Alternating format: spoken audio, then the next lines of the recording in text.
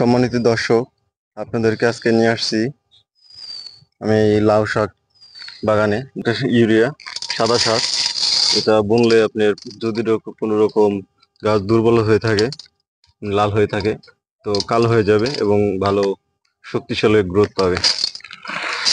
এটা গাছটি পূরণ করতে হবে। এখানে আমি দেখেন কিভাবে বুনি। 3-4 দিন পরে এসে দেখবো যে গাছ আবার অন্যরকম হয়ে গেছে।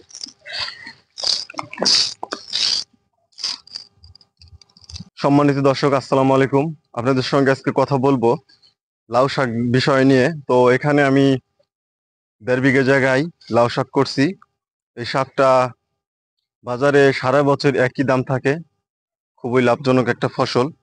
তো এটা শুধু যে বুইনে রাখলেই হয় তা না, এর মধ্যে অনেক যত্ন দিতে হয়, অনেক কিছু বুনতে হয়, অনেক কিছু স্প্রে করতে হয়। তাইলে পারে আপনি এই সঠিক যে একটা এই বাগানের ফসল, সেই শাক বা যে কোনো ফসলই হোক, সেটা আপনি তৈরি করতে পারবেন এবং কি বাজারে সময় মতো কালে ভালো দাম পাবেন। তো বিশেষ করে এমন একটা ফসল করবেন যেটা সারা বছর ভালো দাম আশা করা যায়, দাম পাওয়া যায়, তাইলে পরে আপনি লাভবান হবেন। মাথা খাটে আগে চিন্তা ভাবনা করে তারপরে একটা ফসল করতে হবে, যে ফসলটা অবশ্যই বাজারে চাহিদা থাকে সারা বছর, সে ফসলটাই। তো ভিডিওটা শুরু করা যাক, চলেন বাগানটা ঘুরে দেখি। 1.5 বিঘা জায়গায় এই লাউ শাকটা বুনছি, দেখতে পাচ্ছেন কতটা গ্রোথ এবং কি বাড়ছে, পাতাগুলো একদম কালো চকচকে। তো আরেকটা মূল কথা হলো, আপনারা আমার বাগানে প্রচুর পরিমাণে ঘাস দেখতে পাইতেছেন। তো ঘাস আমি ইচ্ছা করে রাখছি, নিড়াইনি। এই ঘাস নিড়ানোর ক্ষেত্রে আমার অনেক কামলার দরকার ছিল। তো নিড়াইলে আমার কমপক্ষে 8 থেকে 10 হাজার টাকা খরচ হইতো।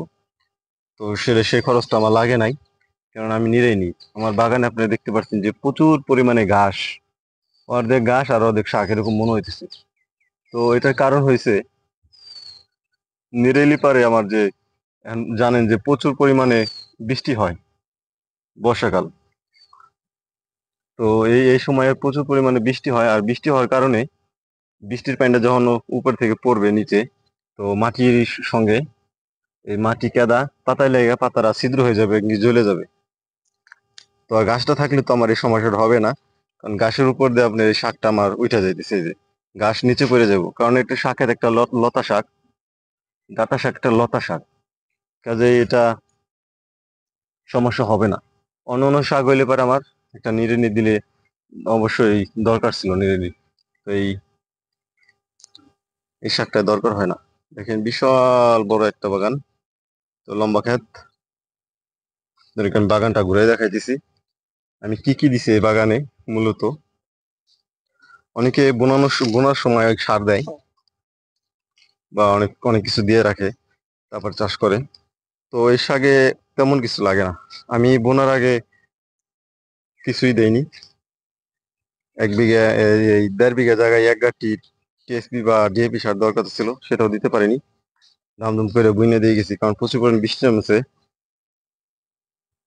ওই সময়, দিন করে সারতে পারিনি। এই দিন ধামধুম বুইনা চলে গেছি গা, পরবর্তী সার দেবো। তো এই যে আমি সারটা পরে দিছি, জ্বলানোর পরে আমি ডিএপি সারটা দিছি, যাতে ফলনটা খুব হয়, পুষ্ট হয়। তো দেখেন এই পর্যন্ত খুব ভালোই গ্রোথ করছে। তারপরে আবার দিছি সাদা সার, একবার ভিটামিন স্প্রে করছি, ক্যাবরেটার এবং মিরাকলন, তো যাতে নাকি পাতাগুলো খুব ডাউগা মোটা হয়। কাজেই ডাউগা মোটা হলে প্রচুর পরিমাণে চাহিদা, 4টা 5টা আটি বানলে পারেই 1 আটি শাকের দাম 25 টাকা 30 টাকা পাইকারি। আর এটা খুব দামি একটা শাক, খুচরা বাজারে 1 আটি শাকের দাম 40 টাকাও বিক্রি করে, 50 টাকাও বিক্রি করে।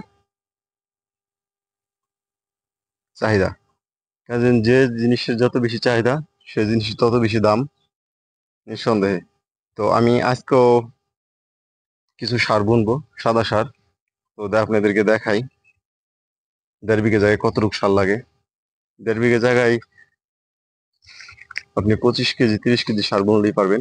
আমি আজকে এখানে 30 কেজি সার দেবো, যাতে নাকি আমার শাকের গ্রোথটা আরেকটু বাড়ে।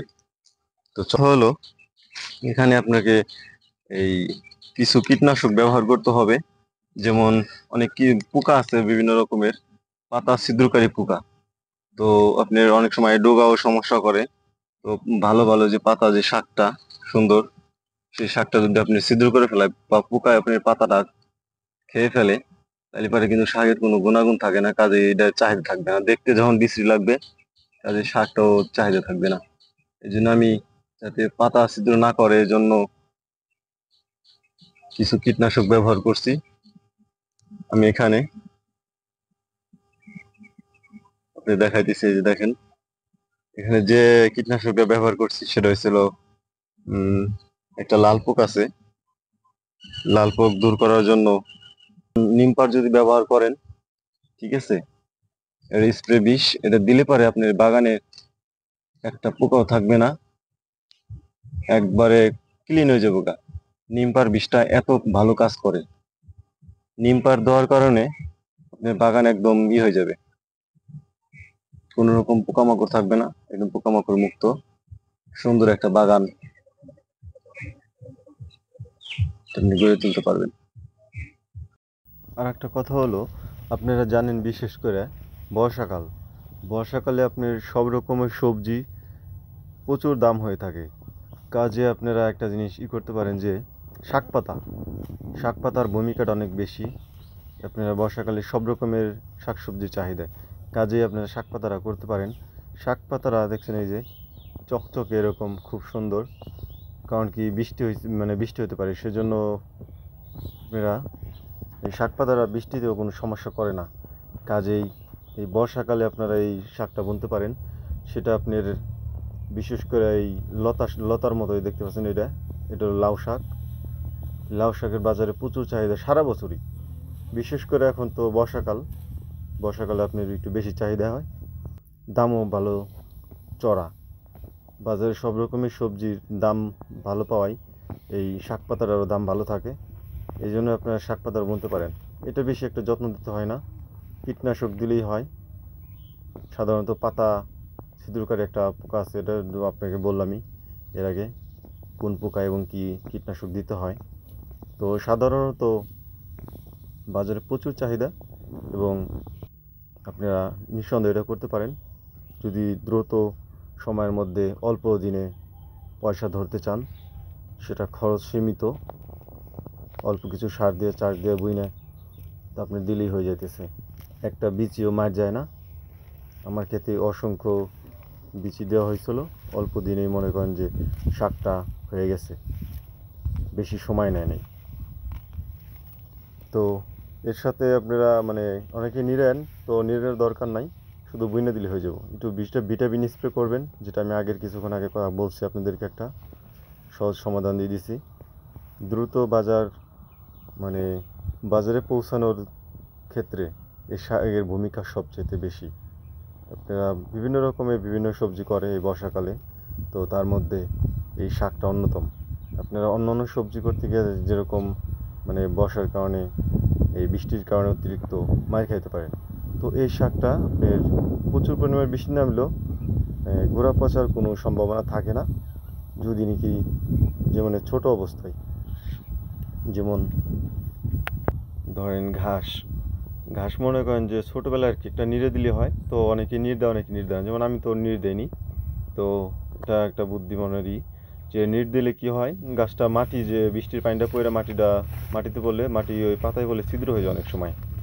তো এই জন্য আর কি ঘাস না নিলেও কোনো সমস্যা নাই, আপনারা সার মেরে দিবেন, দ্রুত আপনি শাকটা ঘাসের উপর দেয় লতার মতো ছড়াই যাব, তো ভালো আছে। শেষ পর্যন্ত ভালো থাকবেন, অন্য সময় দেখা হবে পরবর্তী।